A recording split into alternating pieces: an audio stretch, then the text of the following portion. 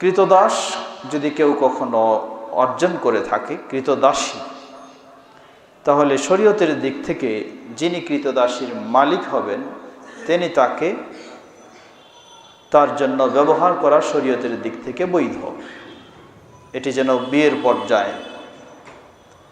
কিন্তু শর্ত হলো এই কৃতদাসী যখন অন্য ব্যক্তি থেকে আসবে তখন অবশ্যই নিশ্চিত হতে হবে কৃতদাসীর গর্ভে কোনো সন্তান আছে কি না। এটি নিশ্চিত না হওয়া পর্যন্ত সেই কৃতদাসীর সাথে দৈহিক সম্পর্ক করা যাবে না। সে মর্মে এখানে অধ্যায় নিয়ে এসেছে যে তার আগে কি করতে হবে, সেটি নিশ্চিত হতে হবে যে এই কৃতদাসী এর গর্ভে কোনো সন্তান আছে কি না, এটি নিশ্চিত হতে হবে। কিভাবে নিশ্চিত? তা হলো অন্য থেকে এই কৃতদাসী লাভ করার পর তার 1 ঋতু পর্যন্ত অপেক্ষা করতে হবে। যদি দেখা যায় যে সে তার নিয়মিত ঋতুস্রাব চালু রয়েছে তাহলে বোঝা যাবে যে তার গর্ভে কোনো সন্তান নেই। আর যদি গর্ভে সন্তান আছে বলে জানা যায় তাহলে সন্তান প্রসব হওয়া পর্যন্ত তাকে দৈহিক সম্পর্ক নিষিদ্ধ। এখানে একটি হাদিস এসেছে, প্রসিদ্ধ সাহাবী আনাস বিন মালিক রাদিয়াল্লাহু তাআলা আনহু তিনি বর্ণনা করছেন, قدم النبي صلى الله عليه وسلم خيبر فلما فتح الله عليه الحسن ذكر له جمال صفية بنت حوي بن أخطب وقد قتل زوجها وكانت عروسا فاصطفاها رسول الله صلى الله عليه وسلم لنفسه فخرج بها।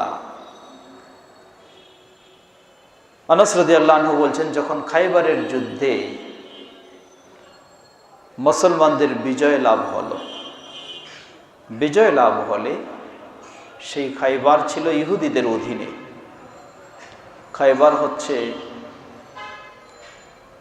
মদিনা থেকে উত্তরে 250 কিলোমিটার দূরে।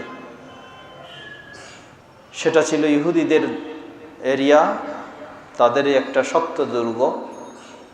7ম হিজরিতে সেই খাইবারের যুদ্ধ সংগঠিত হয়। খাইবারের যুদ্ধে মুসলমানেরাই বিজয় লাভ করেছিলেন। এই যুদ্ধই নবী সাল্লাল্লাহু আলাইহি ওয়াসাল্লামের সরাসরি নেতৃত্বে সংগঠিত হয়। তবে এখানেই এই খাইবারের যুদ্ধেই নবী সাল্লাল্লাহু আলাইহি ওয়াসাল্লাম যুদ্ধের ঝান্ডা কার হাতে দিয়েছিলেন? আলী রাদিয়াল্লাহু তাআলা আনহু। আগের রাতে পরামর্শ হচ্ছে যে আগামীকালকে কার হাতে এই যুদ্ধের ঝান্ডা দেওয়া হবে। সকলেরই মন চায় যে আমার হাতেই যেন এই ঝান্ডাটা আসে। সবাই এই তামান্না পেশ করছে। রাসূল সাল্লাল্লাহু আলাইহি ওয়াসাল্লাম দেখলেন যারে আমি দিতে চাই তারে পাইতেছি না। বললেন, আলী কই? বললেন যে তার সমস্যা। কি সমস্যা? চোখের অসুখ, তাই তিনি উপস্থিত হতে পারেননি। যুদ্ধে এসেছেন কিন্তু ওই মজলিসে উপস্থিত হতে পারেননি। নিয়ে আসা হলো। তারপর নবী সাল্লাল্লাহু আলাইহি ওয়াসাল্লাম কি করলেন? তার চোখে একটু থুথু লাগিয়ে দিলেন। চোখ আলহামদুলিল্লাহ আল্লাহর রহমতে সুস্থ হয়ে গেলেন। তারপরে এই নবী সাল্লাল্লাহু আলাইহি ওয়াসাল্লাম আলী রাদিয়াল্লাহু আনহুর হাতে এই যুদ্ধের ঝান্ডা তাকে দিলেন এবং নির্দেশ দিলেন আগামীকালকে কিভাবে যুদ্ধ শুরু হবে, শুরু করবে সেই। শিয়ারা এই খাইবার, তারা মদিনার চেয়ে খাইবারকে বেশি গুরুত্ব দেয়, মদিনার চেয়েও। কেন? যে এই হলো সেই খাইবার যেখানে নবী সাল্লাল্লাহু আলাইহি ওয়াসাল্লাম কারো হাতে যুদ্ধের ঝান্ডা না দিয়ে দিয়েছেন কার হাতে? আলী রাদিয়াল্লাহু আনহুর হাতে। এজন্য তারা সেখানেই বেশি দৌড়ায় এবং সেখানে গিয়ে অনেক কিছু করে থাকে তারা। আল্লাহ হেদায়েত দান করুক তাদেরকে। তো সেই খাইবার যুদ্ধ যখন বিজয় হলো, সেখানেও একইভাবে কৃতদাস দাসী বন্দী হলো। সেগুলি হলে যোদ্ধাদের মাঝে বন্টন হয়ে গেল। বন্টন হলে তাদের মাঝেই ছিলেন একজন তার নাম হচ্ছে সাফিয়া বিনতে হুয়াই।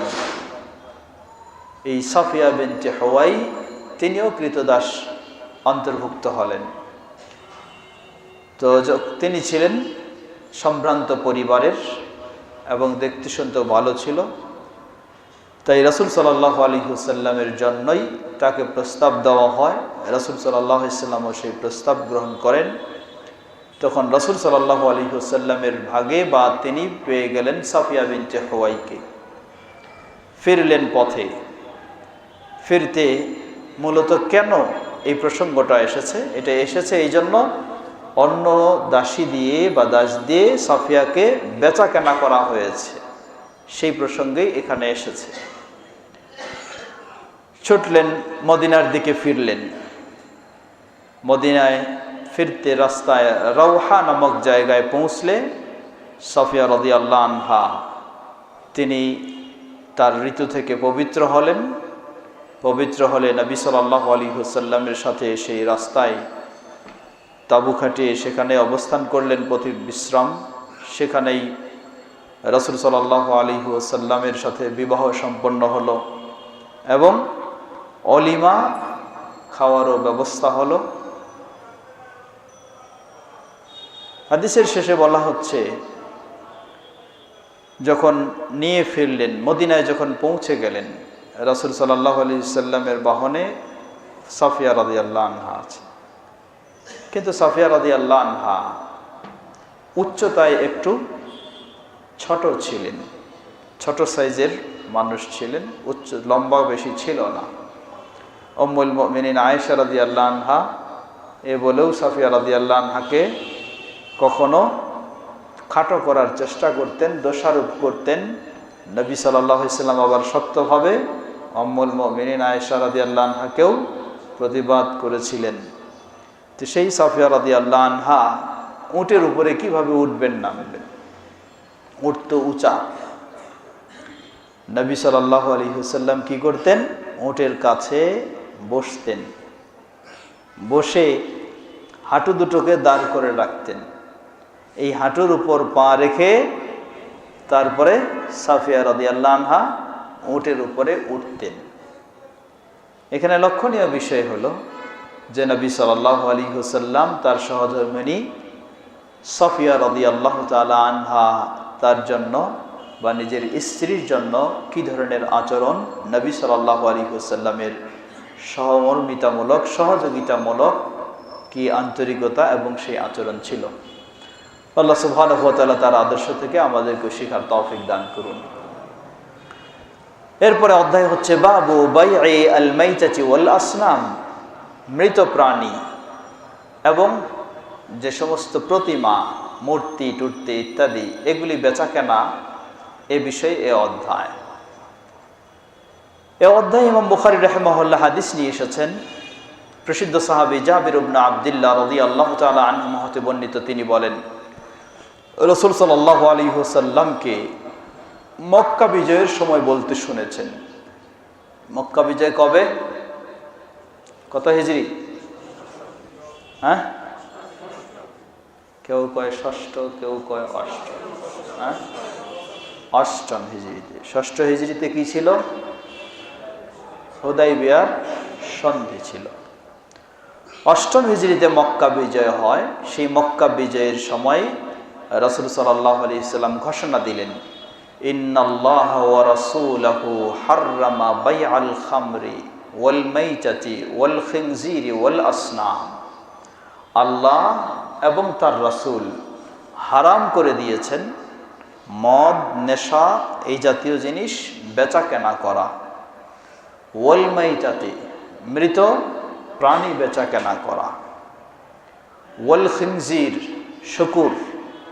শুকুর এখানে বলেন নাই মৃত, এর মানে শুকুর জীবিত হোক, মৃত হোক, তার গোস্ত হোক বা তার কোনো অংশ হোক, সম্পূর্ণই। ওয়াল আসনাম, এবং যা কিছু মূর্তি, প্রতিমা, এই জাতীয় সব কিছু।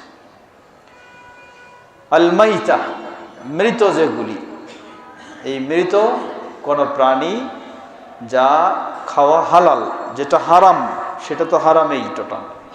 কিন্তু যেগুলি প্রাণী খাওয়া হালাল সেগুলি মৃত্যুবরণ করলে, জবাই ছাড়া মৃত্যুবরণ করলে সেটি খাওয়াও হারাম, বেচা কেনাও হারাম। শুধু দুইটি জায়েজ। কয়টি? কি কি?